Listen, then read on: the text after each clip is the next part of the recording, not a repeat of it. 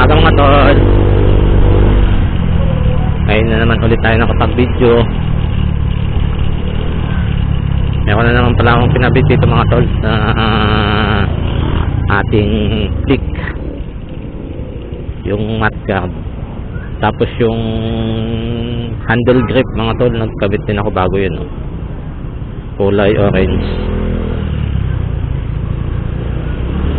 Tapos yung mat guard pala mga tol, pinabit ko yung isa mga tol, hindi yung stock ko dati.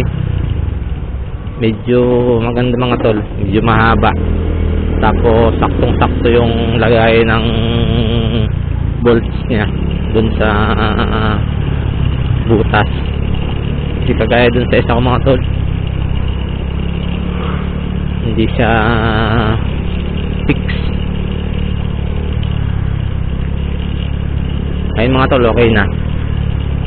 Hindi na siya yung putik mga tol, hanggang doon na lang sa may bungad. Hindi na pumupunta sa pinakaloob. Kasi yung dati ko mga tol, kahit mayroon akong nilagay na mat guard, wala, pumapasok pa rin yung putik kasi medyo maikli nga siya. Tapos nagkabit din ako mga tol ng salamin, yung bilog. Nakakita ko yung likod ko nung likod ko. Ayan o.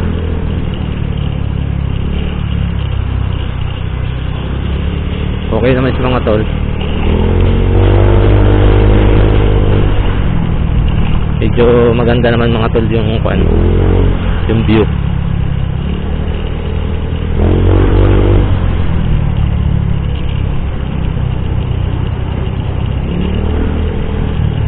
Pero bala ko din mga tol ibalik yung isa parang mas malinaw yun. So malinaw naman ito mga tol, yung isa ko.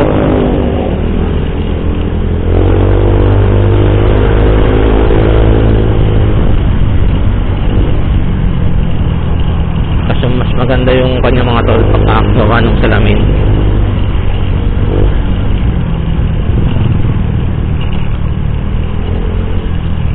Pangpan kasi ito mga tol yung sa taas yung binili ko. Panay ko lang naman mga tol bukas nga mga tol, may kon kami charity sa Valenzuela. Na-invite kami nung ERCP Valenzuela. 10 chapter yata yung pupunta dun na ERCP chapter. Tapos kaming EDSITAP 2 chapter, yung Rizal na chapter ko, tapos yung Quezon City mga tol.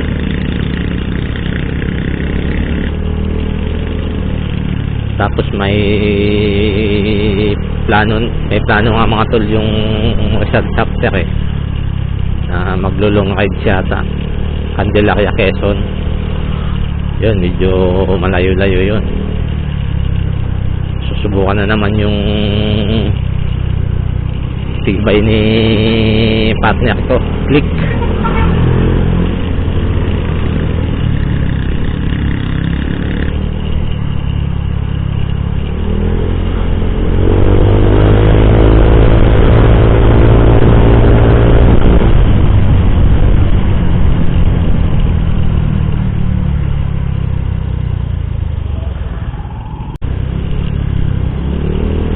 Pasok pa lang ako mga tol. Dito lang ako dumaan sa dinadaanan ko lagi, shortcut.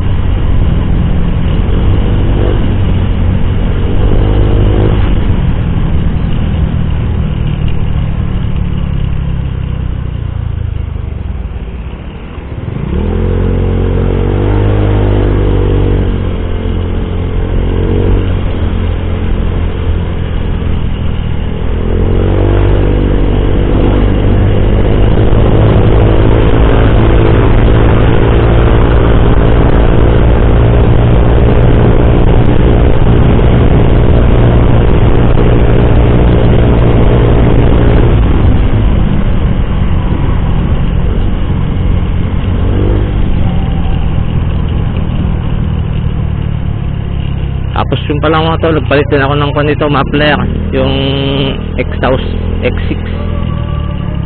Ganda ng tunog mga tol, buong buo, hindi naman siya maingay. tahimik pa rin si mga tol. Ang ganda lang yung tunog ng mga tol, lalo na pag mabilis yung takbo. Ang ganda sa tainga pakinggan. So lang mga tol, 2,000 yung bili ko na yun.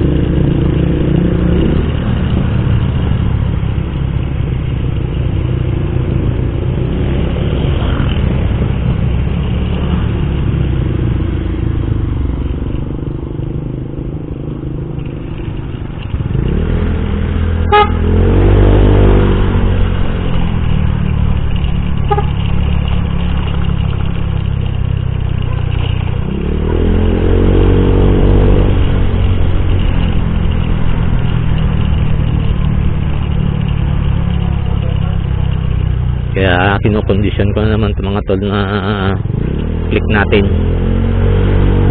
Baka matuloy yung next long ride. Charity din yung mga tol. Na-invite lang kami nung Quezon Province na chapter.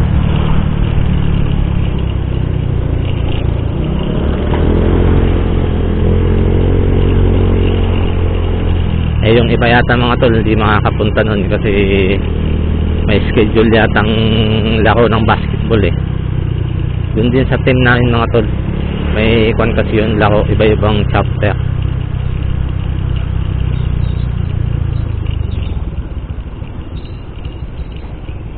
Dalawa nga yung grupo ko dun mga tol eh, kasali sa basketball na yun. Yung ERCP, tapos yung Honda Click Orange.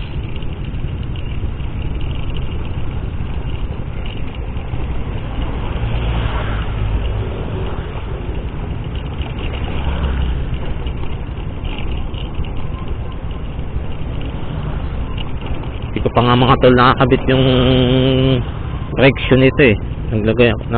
Bumili ako ng bago, yung Sun Racing na brake shoe. Review ko naman ng mga tol, okay naman daw yung kanon quality. Hindi ko pa kasi na babaklas yung gulong nito mga tol sa likod eh, kasi kailangan pag nagbaklas ka nun ay kasama ka, may ikat na, baka di ko may balik. So kaya ko tanggalin yung mga tol, may gamit naman ako eh, baka ipagawa ko na lang sa labas saka safe. May 3 taon na din kasi mga tol to eh, walang palit-palit. Eh yung unahan ko mga tol, nagpalit na ako ng pad nun eh, yung sa kon ko disc brake.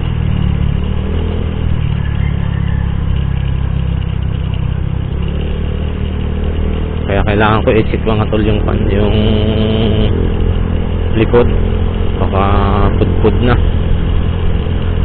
Sumakat siya mga tol pag bakal to bakal eh.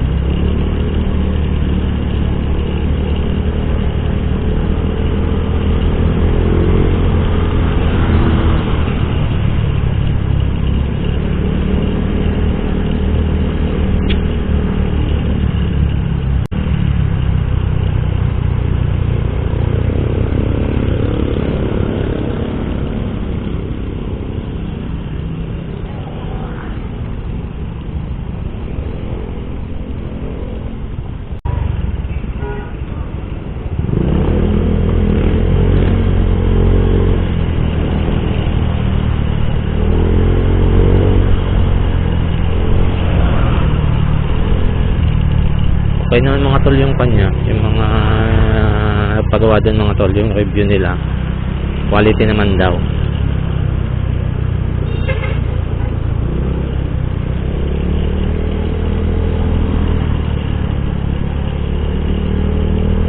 Maganda kasi mga tol pag disc brake, lakas talaga yung preno, kunting pihit mo lang nung brake lever gagana na siya eh.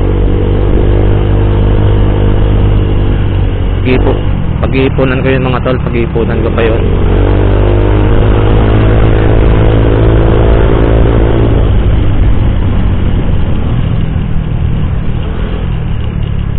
Gagamitin ko muna mga tol yung binili kong presyo.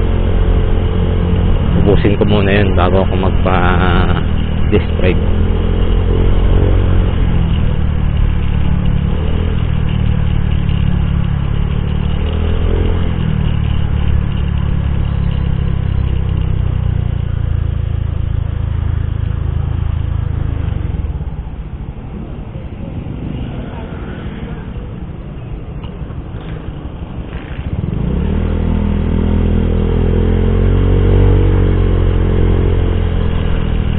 Tapos kung pala mga tol, may kinabit pa ako dito yung sa pulley cover. May bibili ako sa Shopee mga tol, 660. Okay naman mga tol yung pan. Kaso kailangan ko lang maglagay ng sealant dun sa gilid. Ipipix ko na sa mga tol dun sa pinaka-cover ng CVT. Para pag umulan mga tol, kahit kasi pinapasok kasi mga tol ng pan konting putik sa loob kasi may puwang nga siya.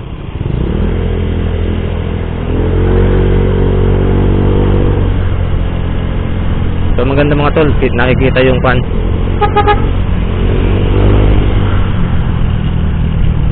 Nakikita yung pulley mga tol sa loob kasi konse mga tol transparent.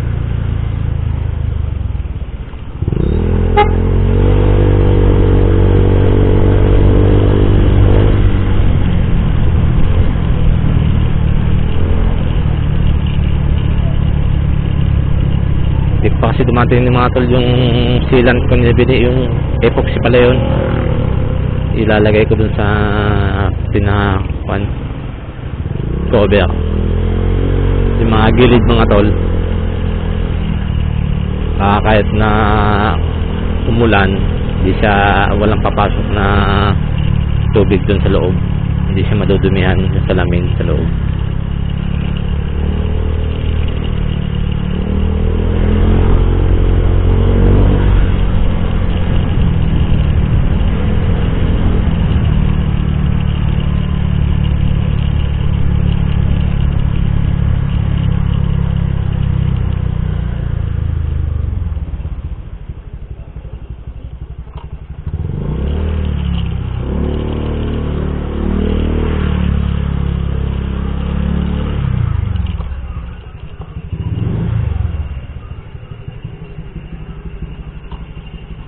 Ito na ako mga tol sa office, darating ko lang.